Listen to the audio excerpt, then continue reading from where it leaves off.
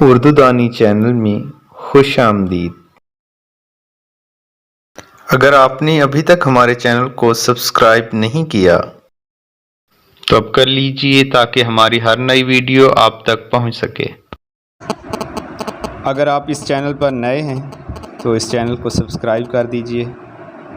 ہمارا آج کا ٹاپک جو ہے وہ ہے اسم صفت۔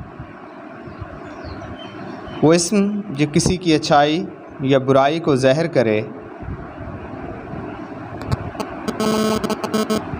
اسم صفت کہلاتا ہے۔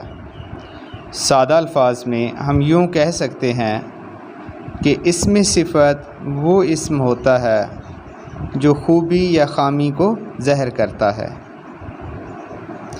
آئیے اب اس کی مثال دیکھتے ہیں۔